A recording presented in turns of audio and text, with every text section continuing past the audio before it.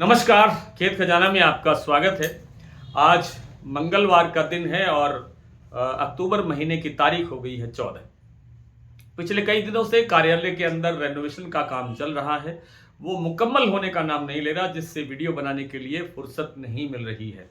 आज जैसे तैसे करके थोड़ी सा समय निकाला है। कल भरतपुर मंडी का भाव 6,681 रुपये खुला था, आज 6,692 रुपये खुला है। कल से थोड़ा सुधार है।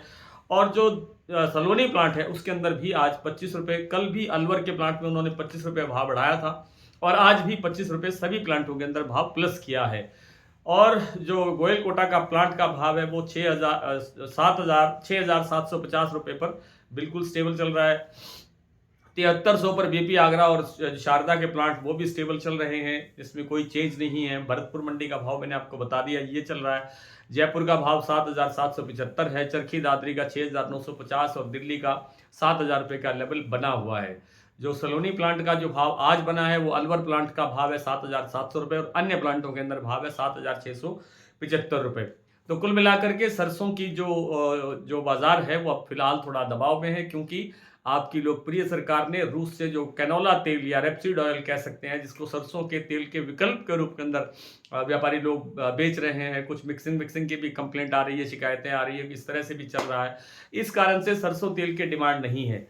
रही बात विदेशी तेलों की, तो सोया और पाम तेल के अंदर अब जो है ज़्यादा मंदा नहीं है, लेकिन बड़ी तेजी की संभावना भी नहीं है।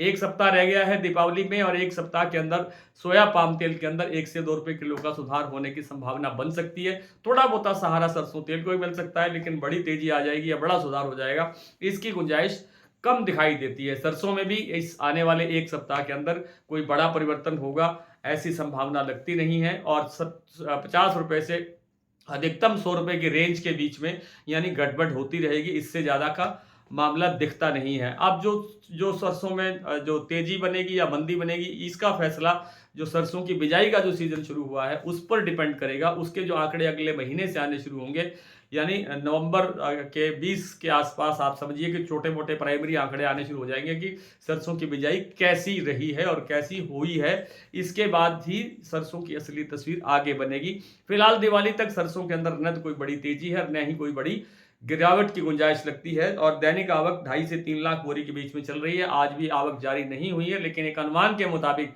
आज भी 2.5 लाख से लेकर के 3 लाख बोरी के आसपास आवक रहने की संभावना है। जैसा मैंने बताया कि शमशाबाद, दिग्नेर, अलवर और कोटा, इन प्लांटों के अंदर 7675 रुपये और अलवर में 7700 रुपये का भाव है। सलोनी में शारदा और बीपी आगरा 7300, गोयल कोटा 6750।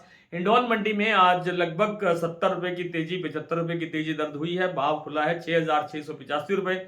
सुमेरपुर मंडी का भाव खुला 6,925, जो कल से 100 रुपये कमजोर खुला है। भरतपुर का 6,692 रुपये भाव है। कल से यहाँ 11-12 रुपये का बाजार प्लस हुआ है। जयपुर 7,075, दिल्ली 7,000, चरखी दादरी 6,950, अलवर 6,700, बरवाला 6550, हिसार 6,900, मोरैना मंडी 6600, ग्वालियर 6,700, खैरथल 6,660, टोंक मंडी 6560, निवई मंडी 6580, सिवानी मंडी 6550, नडवई 6,692 और खेरली मंडी का भाव है 6,760 रुपये।